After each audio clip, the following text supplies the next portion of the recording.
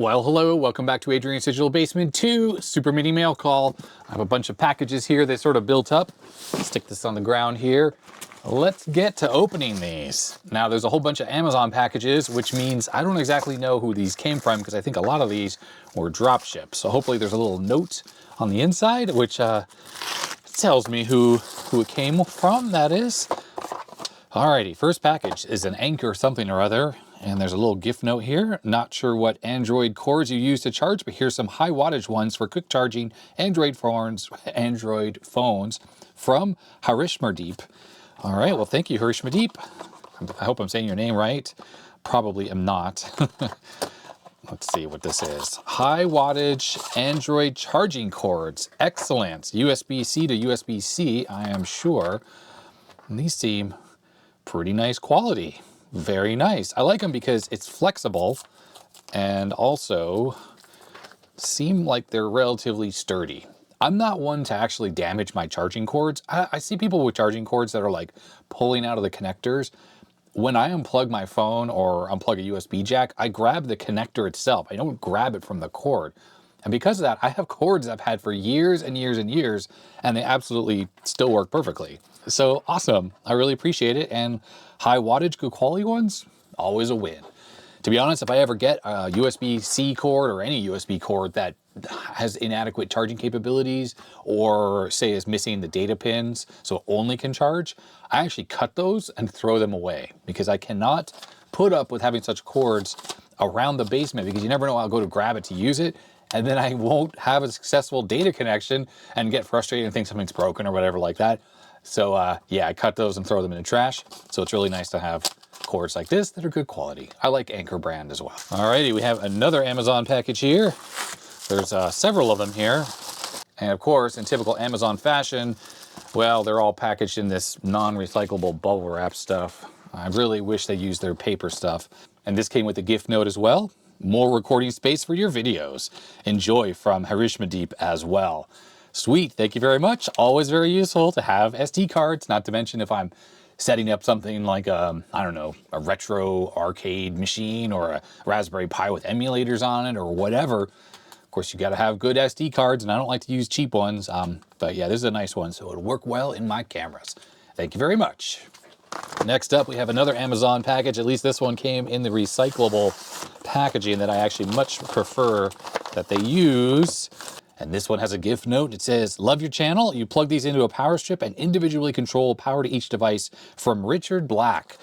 Not related. So yeah, Richard emailed me about this and this is kind of cool actually. I think he saw me struggling with one of my bad power strips on a recent video. And these little devices, which he told me about, essentially you can plug stuff into them. Single outlet that is, North American plug here. And then you have an on-off toggle switch, and then you have the plug. Now, people in other countries, Australia, UK, and Europe, or wherever else are going to be like, hey, our plugs already have these switches on it. In North America, yeah, we don't have that. So it's pretty sweet that things like this exist for easy on and off of your peripherals. Now, I actually have my test pattern generator sitting over here just to my right, and it doesn't have an on-off switch. It's always on if it's plugged into the wall. So I always have to unplug it when I'm not using it. So to be honest, this is going to be freaking awesome because I can just stick this right into the wall outlet, plug the test generator into there, and then just hit this power switch whenever I want to use that thing. So very cool. Thank you very much, Richard, for that. Power On is the brand.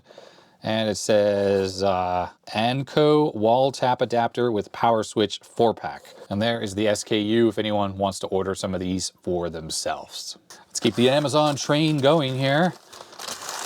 This is from Harishmardeep as well. Not sure what you use. Here are some good ones. Looks like some Anchor, I don't know what this is. Just could be more cords, potentially shorter ones. Yes, indeed. These are USB-C to A cables. Lengthwise, what are these? Oh, about 3 feet, 1 meter. Yeah, quality's really nice, just like those other ones. I like this molded connector here. It feels tough and well made. Always good to have some good quality ones and get rid of the crap ones.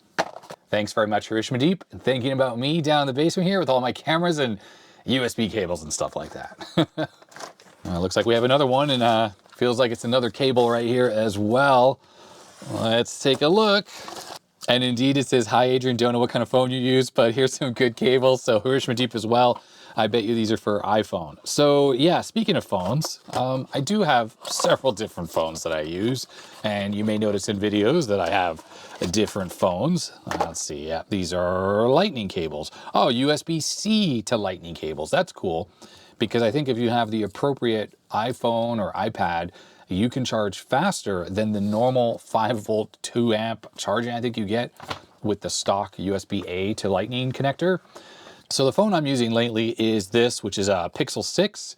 I have an iPhone as well, 13 Pro Max, something like that. And I have an iPad. It is good to have these lightning cables because I think I only have one USB-C to lightning cable and maybe a couple of the A to C type. So anyways, awesome. Thank you very much for these. Okay, next up, I don't think this is another Amazon package, even though it's in an Amazon box. It actually came from a viewer, Matthew, in St. Paul, Minnesota. Hi to all my Minnesota viewers. All right, in here, it looks like we have a motherboard of some type, and we have a box with more motherboard. Well, it's a motherboard box, and we have a note. So, looks like we have two PC motherboards here, or at least one PC motherboard and a PC motherboard box. Let's see what the note says. Hi Adrian, thanks for all the videos. Here's a few things I acquired but don't need or can't fix, but they may be useful to you. The Zilog chips and most of the EPROMs are from industrial control boards that I have no details on. And there's a 46 motherboard with some battery damage. I cleaned up all the corrosion with vinegar, but I stopped when I realized the corrosion was all that's left of some of the traces. Uh-oh. Might be repairable. It might be worth the effort. Worst case, the SRAM chips could be useful in something else. The ISA cards are all untested. Actually, it's all untested. I might be sending you a box of worthless e-waste for all I know. Enjoy, Matt. All right, well, cool. Thanks, Matt. Let's take a look at the 486. Ooh, yeah. So it's got the old Varda on there. Look at that. You know, that doesn't look too bad. Let's see the backside. Ah, yes. All right, well, you know what? First, I'm going to cut the battery off. Then we're going to go through the rest of the stuff in the box. And then we'll see if this motherboard works. I have a little case here where I keep bad or dead or removed batteries. So, yeah, you don't want to just throw these away. It's good to try to recycle these. What I'm going to do, first of all, is I'm just going to spray some 99% IPA on this board on both sides. Just kind of let this soak in a little bit. While we let this soak, we'll take a look at what's in this box here. Incidentally, there's a little bit of hot glue right here, and IPA just takes that right off. In the box, oh cool, okay. So, an ISA IDE enhanced BIOS card. So what's kind of cool about these, looks like it has dual IDE on here, plus floppy controller, plus serial and parallel, and some extra ports there, probably game port, maybe 2 more serial. In fact, I don't know, maybe a whole bunch of ports. Either way, the fact that this has enhanced BIOS, it means it's a bit more like the XT IDE. So if you have an old motherboard that doesn't support, for instance, large hard drives or custom hard drive types, putting this thing in there potentially can allow you to use larger hard drives. Now that we have XT IDE and that BIOS so easily available, it's not as much of a problem as it was back in the old days. But I remember back in the old days, these were great solutions for getting your old like 286 or 386SX machine working to a much better point, that is. And it's quite possible that the BIOS that's on this thing, this 46 board, even though this is a local bus board, it is quite possible that this thing doesn't support large hard drive types and someone had this installed in this machine to facilitate that. In fact, while we're sitting here, let me just grab this toothbrush here, scrub a little bit where I put that IPA, just to try to get some of this junk that's on this board off of it. Looking at this corrosion, by the way, I don't think this is too serious.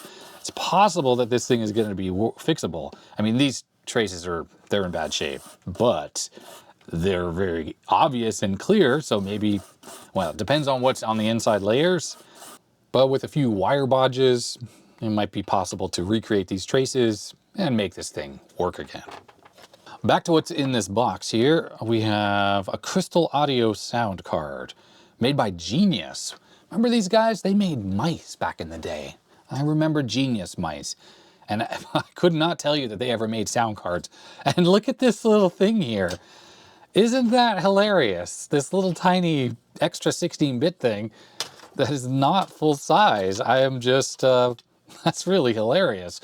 My assumption is they're just taking advantage of the extra IRQs or maybe a DMA channel or something available on these extra connectors, but they're not actually using any of those extra 16-bit data lines that are on the ISA slot there. This particular card is missing any kind of OPL3 chip, so any AdLib emulation is happening inside this chip, or any AdLib support that is happening inside that chip, which, you know, your mileage may vary on how good that quality is. Next up is a 3Com Etherlink 3. These are good cards. What's good about these is there's comprehensive Windows 3.1 and DOS support for these. You can use packet drivers and use Mike Brutman's MTCP package to actually get your DOS computer online with a card like this. Intel and 3Com cards are generally the easiest to get working, although plenty of other ones do work as well. But you can't go wrong if you're looking for a network card for DOS and you end up with 3Com or Intel. Okay, next up we have another sound card. This one's from ESS Audio Drive. Where's my magnifiers? Because I need to see, does this have OPL? No, it does not. I don't know what this chip is here. This is an ES1868F, and there's no OPL support on this. It says model BTC 1853. I don't know too much about these types of sound cards, to be honest, like this Genius card and this ESS Audio Drive. I was really a big Sound Blaster person back in the day, and I had a Gravis Ultrasound, which I wish I still had, but I do not have that original card anymore. But yeah, Sound Blaster 16s are kind of like my go-to card. They're just so compatible with everything because things are kind of designed for Sound Blasters and they're so easy to get working. While these, your mileage may vary on the capabilities, and you know, maybe they emulate older Sound Blaster Pro and not every game's going to work properly. And yeah, generally these work well inside Windows with the right drivers, but the DOS compatibility is kind of hit and miss. All right, next up we have another network card here. This is an Etherlink 3 as well. So where's that other one? Looks a little different than this one, but similar, just kind of a different package. But I'm sure it is similarly as useful. And the last thing we have is another network card, and this is a D-Link. So where's my goggles here? Now with cards like this is where I was talking about that it may not be so great for DOS. And that's specifically because if you're trying to use it with a packet driver, you do have to find the very correct driver for it. And obviously there were so many Etherlinks and Intel cards out there that it's easy to find those. But for this, I don't really know. Now, there's a type of network card standard called NE1000 and NE2000. That's a Novell network thing. And if a card is NE2000 compatible, and NE2000s are 16-bit cards like this, if it was NE2000 compatible, then it'd be easy to get this working. Usually though, it might say that somewhere on here that it was NE2000 compatible, and this one doesn't. So if you are looking around on eBay or something for a used network card, ISA network card, if it's NE2000, then you're pretty much safe to get that. You're gonna need to find some setup utilities to adjust the IRQ and base IO and stuff like that. But with these Intel and 3Com cards, it's pretty much a safe bet to get those. If you're looking at a listing though, and you can't see closely what the model number is, like of the IC, then don't even bother getting it unless you are sure you can find drivers for it. Otherwise you might be wasting your money. There's a very high likelihood that all of these ISA cards work perfectly. So I'm not gonna do any testing in this mail call video for these. I'm gonna put them aside, and you know, maybe I need to do a separate video where I just do random testing. I don't know. That type of testing is the sort of thing I do off camera. Like I'll just have some time to kill and I'll grab some cards that I put in my box of untested stuff and I will just start testing them. Problem is with things like network cards, stuff like that, and these sound cards, it can take a little bit of time to gather up all the drivers and things required for it. So a lot of the time I actually just keep this stuff in a box, and when I need to go use it, that's when I'll go through the effort to test it. And if for some reason it's not working, then you know I'll have a spare card I can grab and then move on to that. Let me know in the comment section though if you'd like me to do more testing on stuff like this in a video, and then maybe I can make that happen. As for this motherboard though, now that the IPA has dried, and if we zoom in here, this is some serious issues right here. All of these traces are going to need to be recreated. Well, I'll have to Dremel away all the corrosion that's on there, recreate these traces before this motherboard probably will work. I suppose what we can do though is just try this motherboard without, sorry, I just had an avalanche of cards. We could try this motherboard without doing any of that cleanup and just see if it shows signs of life. Because if it does, that's actually a good sign that the little bit of repair that's needed on this thing should get this thing fully working. So I think the best thing to do here is let me just install the CPU. I don't know, this is some kind of random 46 CPU, which we'll just get into the board here. There we go. And let's get this thing connected up to a power supply. And let's plug in this post card here. You don't actually need RAM in one of these boards to get it to do anything. It just needs a CPU that works, and if the computer's trying to execute code, we should get some kind of post codes. So we'll turn this like this, and nope, not getting anything at all. In fact, look at these LEDs down there. Looks like it never comes out of reset. Now, one reason that might be happening is because I think the keyboard controller right here, there's a microcontroller. I think it controls the reset for the board usually. And I think that usually traverses this section over here. So it could be that those bad traces there have sort of destroyed that. So it wouldn't really be possible to know more until digging into this board and doing a little bit more of investigation and track restoration. So I'm going to put this note on here, corrosion and doesn't post, so that when I go to use this in the future or go to grab this in the future for a repair video, I will know a little bit about it, and I'll just put Matt and super mini mail call. All right, there is a bag here that Matt also sent. This was full of those ICs he mentioned. Nice, looks like a good little assortment here. Let me grab my magnifying goggles. Let's try to figure out what some of these are. All right, first up, Z80A. This is a PIO chip, so this is not the processor itself, but it is the parallel IO chip. Nice. Oh, it's got a lot of corrosion on it though. So that one may not work super well. And then we have another one of these PIO chips right here, and similarly, it's very, very corroded. This one here says Z8038PS. Looks like the Z8038 is a FIO or FIFO, input-output interface unit. And then we have a Z8470 or DART. So that's another peripheral chip of some kind. And we have another Z8038, so there are two of those. Looks like we have some kind of a BIOS chip here. You know what, I kind of want to peel this label off here. This obviously comes from a PC motherboard of some kind. I like these. Sometimes there's these 27 256s that are EEPROM, so they're erasable electronically. And okay, so this is a 29 EE011. Not sure off the top of my head how large that one is. That is definitely an EEPROM. But as I was saying, there are sometimes 27 256s that are EEPROM, so are electronically erasable, but they're the standard pinout and footprint, so that I can put them into motherboards that need 27C 256s. So it's nice just not having to erase those all the time. 24-hour burn-in from this AMD or AMI BIOS. And this one appears to be also a 29C011A. Here's a chip with a whole bunch of corrosion on it I don't recognize, the CDM6116AE2. And it looks like we have some more of these, so I'm wondering if these are like static RAM chips. Good possibility that they are. Here's an EEPROM. I can see the window that's below the sticker. There's a little bit of a bump there from Ampex. And we have another one of those, and another one of those, and another one of those. And then three more of those as well. And another three more of those. Oh, okay, look, this is finally what I thought I was looking for here. A Z80 CPU made by MOSTech. Pretty cool. It's always nice to have these made in the Philippines. Awesome. Some kind of an Atmel 27C010, so an EEPROM version of a 27C010. That's a regular EEPROM, which is pretty helpful, to be honest, because you know what? I need one of these to put into my BBC Master 128. I need to replace the ROM in that thing, and I need to make an adapter, and this is the right size, 1 megabit EEPROM right here, or EEPROM. Here's a Z8430. This is the clock timer chip that's used in a lot of systems, like the TRS-80 Model 2. Here is an IC that, unfortunately, the label is completely rubbed off. Now, is this a MOSTech chip? Is this a Z80? Look at the markings on the bottom there. They look very, very similar here. In fact, they are exactly the same. 3880NBJ Philippines and a letter I.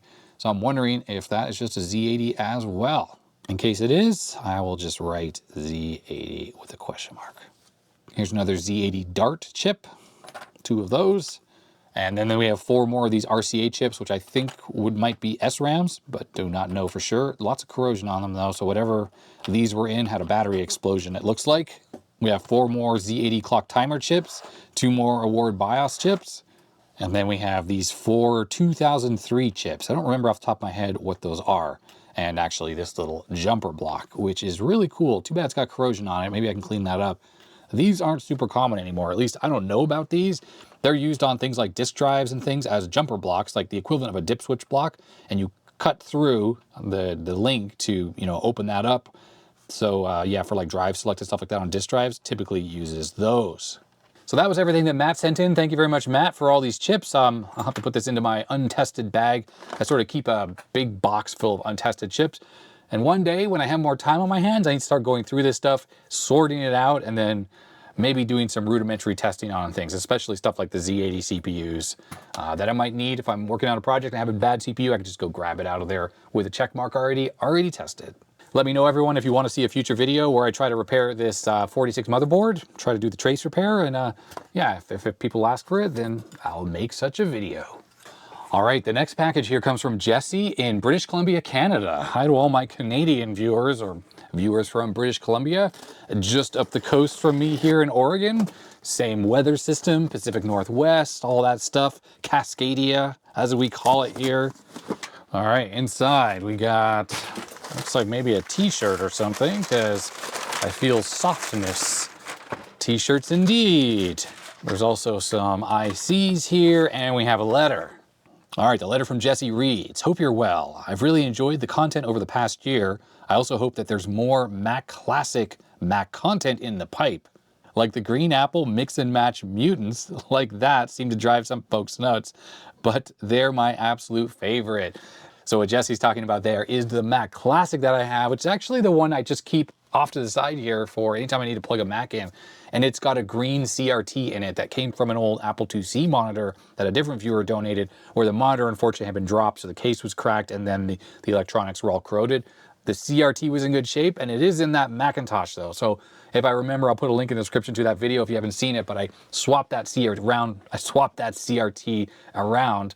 So yeah, green Macintosh, and I actually have an amber Macintosh in the works as well. So yes, I do have more videos, Jesse, ready to go with the Mac stuff. I just aren't ready with those quite yet, but they will be coming. I have several Mac carcasses laying around here, ready for all sorts of bad stuff to happen to them. The response to the Bad Cap shirts from the community has been amazing. I see you wearing the shirt frequently in videos, including footage of you wearing one at VCF Midwest. Yes, I did wear that. I am very humbled that people enjoy my corny illustrations so much. I included a fresh Bad Cap t-shirt as well as one of my new designs, the retro discs.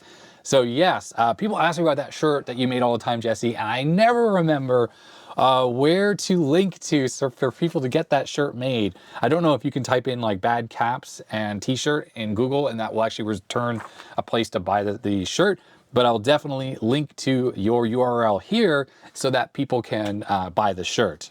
I figured I'd send you a few more Bad Caps in sticker form. Wannabe resistor and leaky surface mount aluminum may be familiar, but please let me introduce exploding electrolytic and my personal favorite, backfiring refa. Oh, I've also included some 74HC 4067 multiplexers in large dip. The size doesn't work for the project I was working on, but hopefully you or someone you know find them useful. Interesting. This is the multiplexers here. These say 74HC 4067s. I need to go look up what this means exactly, like if it's compatible with any other chip. Yeah, I'm reading the datasheet for it, and I don't think I've ever come across these, to be honest, but they'll go into my spare parts, and if I ever do need one, there you go. I wonder, Jesse, if you ran into a problem that you bought HC parts, because HC means it's a CMOS product and is not necessarily TTL compatible. Generally, I don't recommend anyone buys HC parts. In fact, that's one of the problems with getting rebadged ICs from China, is that they've often taken an HC part, like 74HC, whatever, 245, and rebadged it as an LS part, or an HCT part, or an ALS part, or so one of the other parts that is TTL compatible. And you might put it in your project and it might work, but it may not work properly or it may not work in specific cases.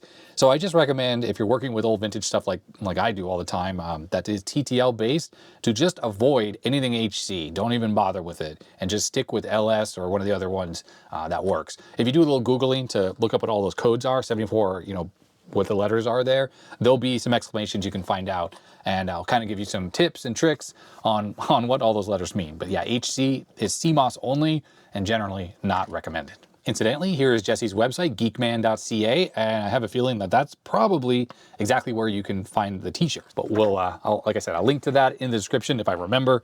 So some caps go bad. Hey, this looks really nice because it's not been washed a million times. Let's switch the camera to full face. There we go.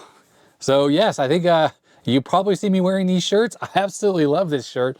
It's really, you know what's really cool is that the one cap here, it says resist on it, which is kind of cool. It's sort of like a protest, right? You know, resist, and the cap is protesting. But yeah, I love this shirt. I wear it all the time, and I get lots of comments from it from people who are electronics nerds. So thank you very much, Jesse, for the refresh on that one. And then here's the new one. Oh, I love it. I freaking love it. It's got floppy disks on it here. Yeah, it's 5¼ inch. This looks like an LS120 and a zip disk, and we have a regular 3.5-inch disc there.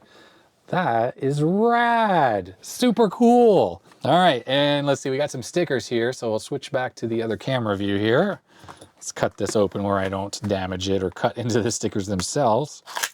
Whoa, that was loud. All right, here they are. I freaking love it. Look at that. Resist. Sweet. It's blowing its top. And then like a little sad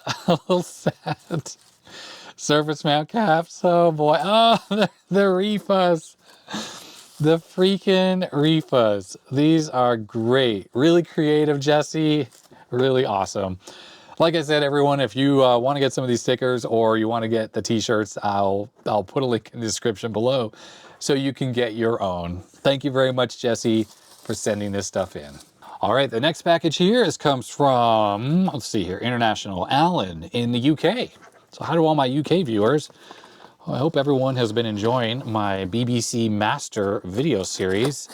That machine, of course, is very popular in the UK, or it was, because it was used in schools and things like that, along with the BBC Micro Model B and the Acorn Archimedes. And of course, Acorn being the company that came up with ARM, as in Acorn RISC machine, or whatever it stands for now. That is in every smartphone we have now, and like everything has an ARM CPU in there now, pretty much. Apple Macintoshes, for instance, are running on those as well. It's been really fun learning how to use that BBC machine a little bit. The BBC Basics, stuff like that is really cool. So if you haven't seen that series, I recommend you check that out on the main channel. Oh boy, there are lots and lots and lots of parts here. Okay, I think I know what this is. Switch camera views. I think what this is these are the parts versions of that really cool ATX power supply that is designed to help you power up your old retro computer. And here it is right here. Oh, this is like an updated version that has these little like Wago style, or Wago, or whatever they're called, little connectors. Where is the other one I have? It's around somewhere.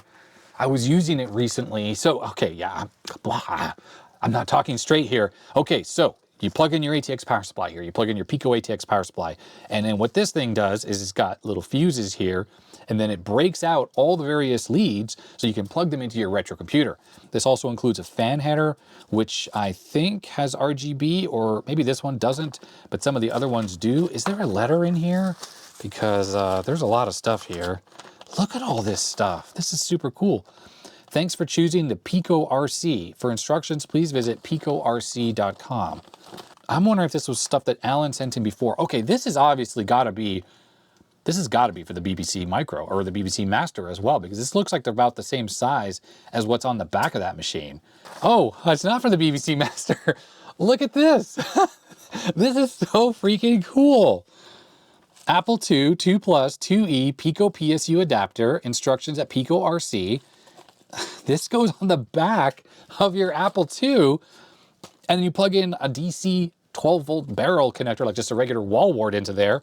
And here's the little connector harness that plugs into the motherboard.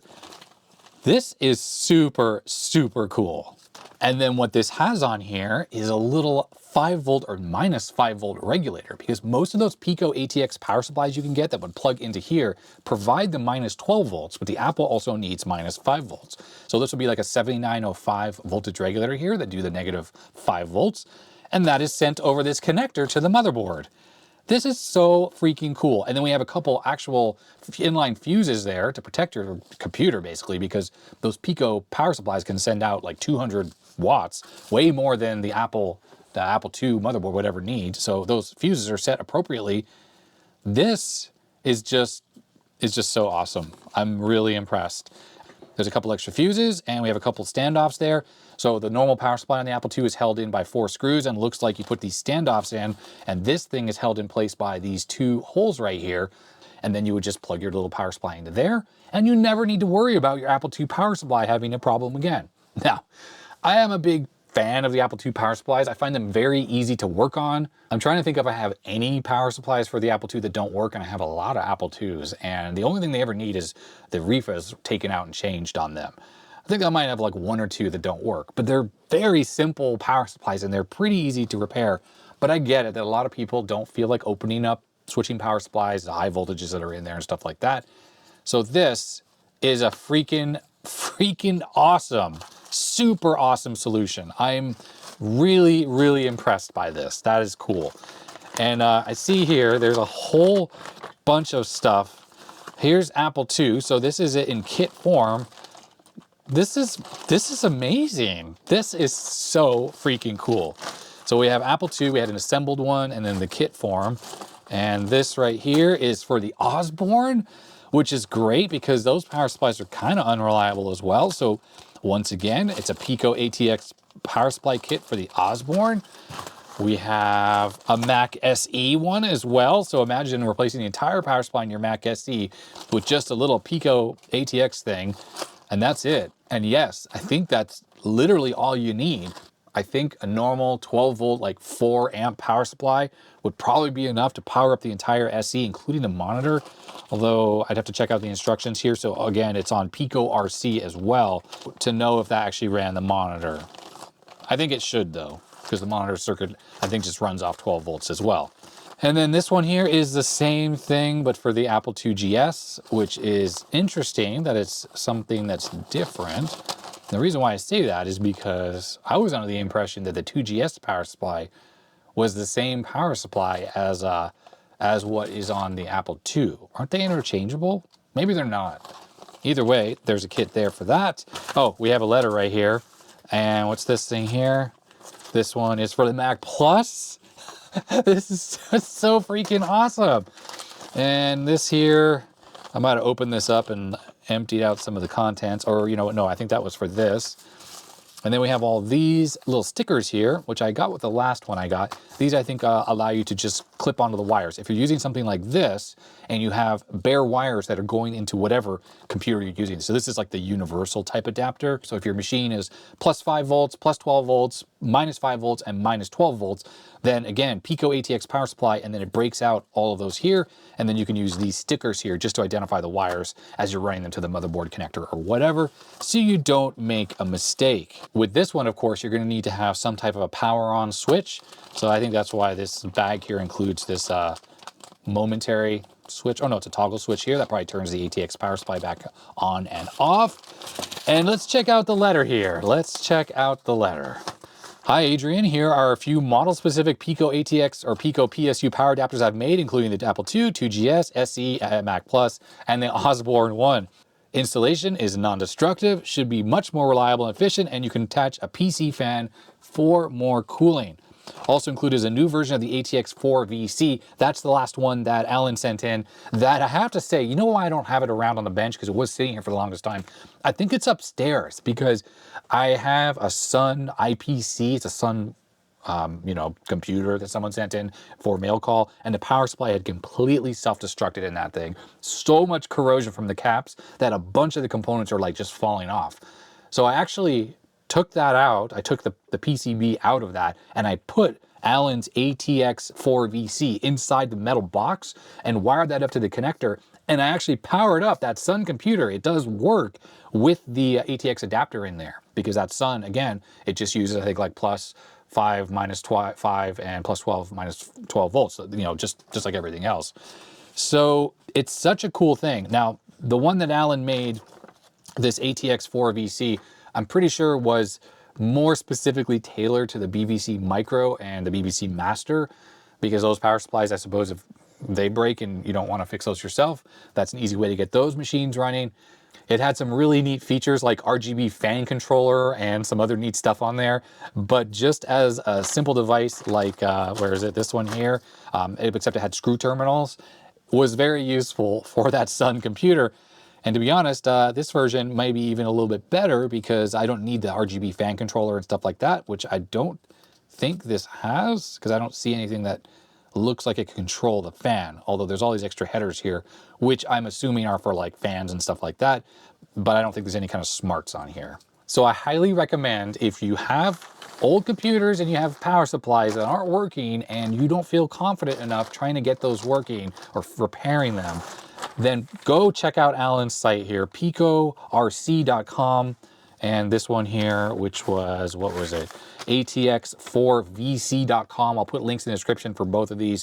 And check out these kits that he's got. I don't know how much they cost. I don't remember if these are open source or not, but these are really nicely assembled, and look how easy that would be.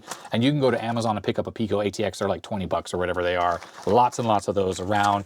And then you can get your computer up and running. Simple, easy, and you're removing that 120 volts or the 240 volts from the inside of your computer. You're just going to be dealing with 12 volts because you'll be just plugging in a normal wall wart.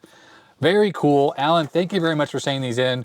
At some point in the future, I'm going to have to build these up and give these a try, but to say, these are giving me some ideas on some cool projects that I can do with these. So yes, watch for that in the future. The package with the power supplies from Allan was the last actual package I have here to open, but I have a couple letters that I did get in the mail. One of them was from fellow YouTuber Michael, and Michael says, after watching your video on the RGB to HDMI on the Mac Classic, I set out to do the same on Mac Plus and started the channel 1-Bit Fever Dreams on YouTube. Thank you for the inspiration. So we have a couple QR codes there, which I guess you could scan if you so desire, as a simple thank you. Enclosed herein is a no strings attached channel swag magnet. My focus is on the black and white compact Macs, their software, how to program them, and the feeling of novelty they brought in 84 to 89. Michael, and yeah, there's the magnet. That's kind of cool. Let's see if this sticks to something. It does indeed. So it's going to go up on the fridge upstairs. Thank you very much, Michael, and yeah, good luck with the YouTube channel. And the other letter was from Dino in Williamsburg, Virginia, and actually it's just a little bit of a personal thing, so I'm not going to read it on air. But Dino, if you're watching, I did get your letter, so thank you very much for that. So I think that is going to be it for this mail call video. I think, yeah, I've opened everything that's around here. I try to keep everything in one place so I don't misplace stuff. So I think I haven't forgotten anything. I still have a ton of backlog from last year, as in 2022, and maybe some 2021 stuff to get to. So now that I'm actually done opening up packages that have arrived recently, I'm going to start going backwards and opening up previous stuff. Having the big pile of things that I haven't opened at all is actually rather stressful. And with the stuff that I haven't shown on mail call episodes yet, I've actually opened that stuff. And back when I used to film sitting back there on that part of the bench, the opening sequence, and then I would kind of come over to the bench, as my shirt says here. Let's take that to the bench. I used to come over here and film a second part. Well, what would happen is I would open up a whole bunch of stuff there, then I would get sidetracked, and I would never get to the bench part. So I have all that stuff in these boxes here that needs to be shown on the bench, plus there's more stuff around. So it's all on the spreadsheet, and I'm going to go backwards and start finally getting to that stuff. So thank you very much for everyone who sent stuff in on this episode and all the previous episodes. The generosity of my viewers is absolutely amazing, and there's creativity like these awesome t-shirts and the stickers and all the wonderful donations, and I can't thank people enough. Anyhow, with that is going to be it. So comment down below if you have any thoughts or suggestions about this video. A thumbs up if you liked it. Thanks to my patrons. Their names are scrolling up the side of the screen. And I guess that's going to be that. So stay healthy, stay safe, and I'll see you next time. Bye-bye.